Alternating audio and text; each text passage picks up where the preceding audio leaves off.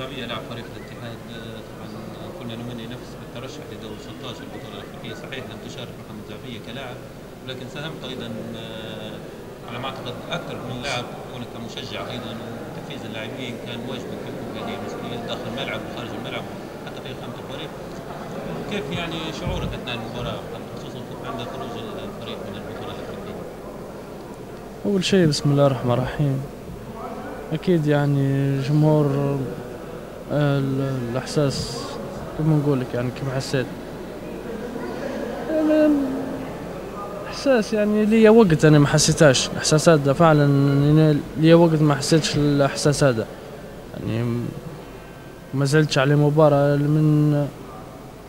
من وقت يعني ممكن من سنين طويلة، فالحمد لله على كل شيء، الحمد لله الله غالب. يعني تسفوا احنا يعني الجمهور زي ما قلت انت، يمكن حتى انا لو ما شاركتش، لكن بالعكس يعني نحسب في روحي مع واحد من الرياضيين، يعني زي ما خسروا زي ما كل لاعبين يعني خسروا، بالعكس نعتبر في روحي حتى انا شاركت، وانا اللي شاركت معاهم في الخسارة. خسارة يعني زي ما قلت قاسية وقاسية جدا، لأن احنا كنا نشوف في روحنا يعني داخلين لدوري المجموعات، وكنا يعني يمكن حتى نحققوا هذه البطولة، لأن كانت الأجواء أكثر من رائعة بين اللاعبين. من جهتنا نحب نشكر كل اللاعبين على كل المواقف الكويسة اللي داروها معي. ما ننساش يوم في الاجتماع كنا مع بعضنا وقال يعني حتى يعني صارت في حاجة يعني بيناتنا صارت، يعني ما يمنعش ان هذا احنا نقوي العزيمة ونقوي التحدي. و يعني تشوفوا لزميلنا واللاعب معانا محمد زعبية، يعني بإذن الله نقدموا له يعني بعد ما نقدموا لجمهور الاتحاد نقدموا له يعني هو باش يكون معنا متواجد في دوري المجموعات. حب نشكر كل اللاعبين بدون استثناء، وانا نتأسف منهم يعني أسف شديد اني انا ما شاركتش معاهم، يعني حتى لو الامر مش بيدي انا، لكن ما عنديش الكلام هذا نقوله. حقيقة يعني كان لي شرف اني انا كنت معاهم ولعبت معاهم وقعدت معاهم زي العناصر الجديدة زي العناصر الأولى، وزي ما قلت لك يعني ما كانوش حقيقة، ما فيش حد كان مقصر من الرياضيين، ما فيش ولا واحد فيهم كان مقصر. أدوا كل اللي عندهم وأدوا كل عليهم، يعني ما شكيتش إن حتى الجماهير الاتحادية تعرف إن ما فيش ولا رياضي كان تعمد الخسارة هذه، أو مثلا زي بوشناف يتعمد إنه يضيع ركلة جزاء. بالعكس يعني معتصم بوشناف يعني حتى في المباريات الودية كان هو الوحيد اللي يتقدم لضربات جزاء ويتقنهم ويسجل فيهم، يعني ممكن أنا من نهار جت أول مرة نشوفه يضيع. أكيد يعني ممكن ريغولي الأول اللي ضاع، حتى في ناس يعني أنا نعذر الكل أنا، يعني حتى في ناس احنا في التعليقات نشوفه أو في الفيسبوك يعني يقولك لو تقدم لها فيصل بدري أو تقدم لها في يونس الشيباني. بالعكس يعني فيصل البدري لاعب متخصص في ضربات الثابتة وضربات الجزاء، يونس الشيباني كذلك متخصص في ضربات الثابتة وضربات الجزاء، لكن لو ربي ما كتبش ان هي تدخل يعني من بوشناف او مثلا بوشناف اعطاه لفيصل وضاعت، يعني نفس الشيء مش حيتغير شيء، يعني بيقولوا نفس الكلام هذا، يا ريت اعطاها واحنا نقولوا يا ريت خشت ويا ريت خدها فلان وخدها فلان.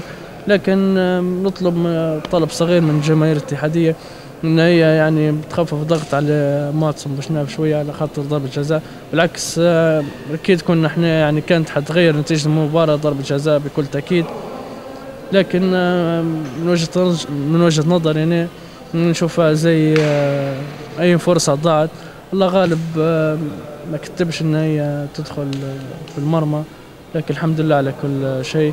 ما ننسوش ان معصم بشناف سجل هاتريك في اول مباراة، وكان كان ليه كان ليه بصمة في الأهداف الأخرى في المباراة الأولى أو في المباراة الثانية اللي في تشاد، أو في المباراة اللي في أبيجان اللي هي في الكوت ديفوار.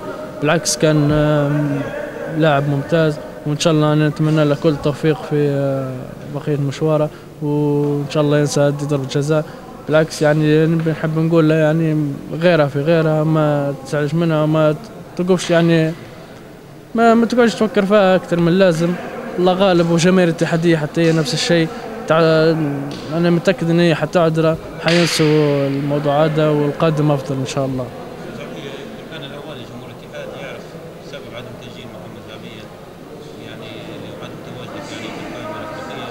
أكيد العديد يتحمل المسؤولية، لكن يفضل جمهور الاتحاد أن يتم تتكلم محمد زعبية عن هذا السبب الذي خلى محمد زعبية خارج القائمة الأفريقية. والله كل مرة أنا الأيامات اللي فاتوا يعني ما حبيتش نتكلم، ولا حبيت ان انا نوضح هذا الشيء، لان انا كل مره كنت نسمع في كلام محمد زعبية فريق جزائري ما عطلوا يعني في بعض الاوراق، او كان بالعكس. انا جيت يوم 3/2 للفريق في سوسة، وجيت وتكلمت معهم، قلت لهم لو في اي شيء عاخا نتفاهموا مع نادي مديرية وهرة، ورئيس النادي كان كنا هنا احنا في الحمامات في تونس. فيعني قعدت انا يومين برا الهوتيل، برا مجموعة من فريقي الاول هدف اللي هو مولودية وهرة. وبعدها يعني ما كانش في ردود من اي جهة من اللي تكلمت معهم اللي هي من فريق الاتحاد. وانا الحق يعني ما بيش نسمي اسامي تو، ما بيش نذكر اسامي، لأن في اللي مشى في حالة، وكان الوقت هذاك حرام علي أنني نقطع رزق حد ونسبب مشاكل لحد من طرف محمد زعبية. يعني لو أنا سميت اسم الشخص هذاك في الوقت اللي ما سجلتش فيه، أنا نعرف أن جماهير الاتحادية لما تغضب يعني ما فيش من يوقفها. فما حبيتش نخلق هذه المشاكل.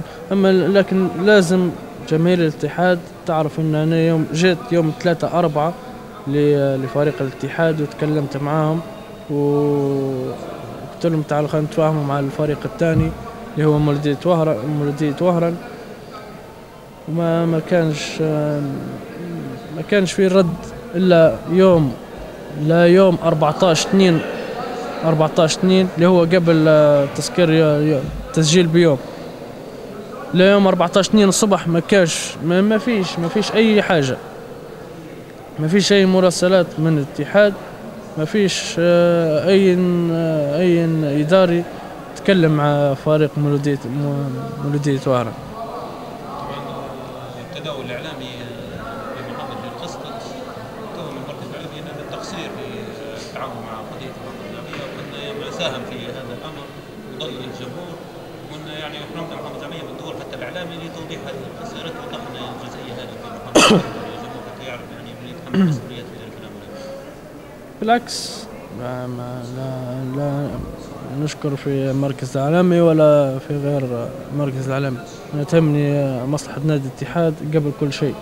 لو يعني اللي بعد التسجيل محمد، احنا سمعنا انك تسجلت، انا الطشاني تدخل في الامر، يعني تريته لاخر لحظه، واحنا تريتنا لقبل المباراه بساعات، وانت يمكن كنت معنا في الشيء هذا. انا بروحي يعني ما كانش عندي علم اللي ما سجلتش يعني، والمدرب نفس الشيء ما فيش حد عنده علم اني انا ما تسجلتش يعني، الا بعض الاداريين معينين، وكانوا هذا يعني مدسين الخبر هذا يعني انا بروحي الا ما سمعت بالخبر هذا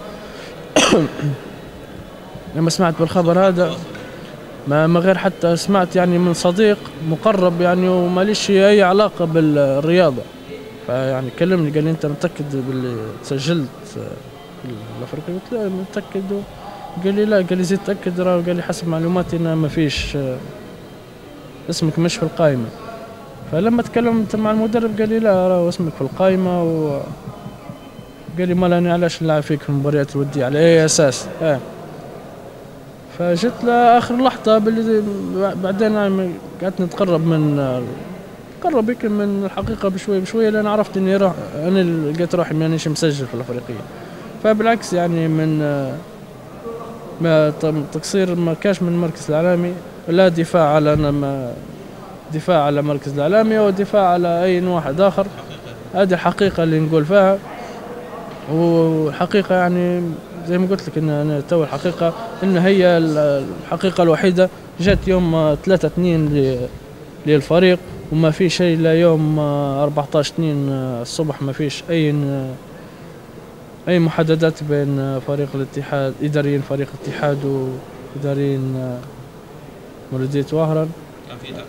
كان في تأخير غير مقصود أكيد يعني ما ظن يعني ممكن احنا نقولوا غير مقصودة أو نقص في الخبرة حسب وجهة نظري، لكن الله غالب. تو اللي حصل اجتماع مع أنور الطشاني هنا في زوم 15 قبل مباراة الذهاب أمام إليكتريك سبورت تشادي، يا ريت تحدثنا أكثر على ما جرى في هذا الاجتماع. بالعكس أستاذ أنور الطشاني بارك الله فيه كان يبي يقدم أي شيء باش لفريق الاتحاد قبل لمحمد زعبية باش يساعد فريق الاتحاد. تحدثت أنا وياه يعني ساعي في الأمر، قال حسب علاقاته وحسب الأصدقاء اللي يعرفهم في القارة الأفريقية، اللي هو يعني في الاتحاد الفيفا الأفريقي. بعد يعني دل شهد، قال أنا حندير قصار شهدي وإن شاء الله اللي فيه الخير ربي يكتبه. هو محمد زعبية تقبل الأمر الواقع أنه خارج القائمة الأفريقية. كيف كان شعورك محمد تلك الفترة، يعني الفترة الأولى خصوصا عندما يعني تفرجت على فريق الاتحاد يلعب في مباراة إليكتريك سبورت تشادي وأنت جلست مع الجمهور؟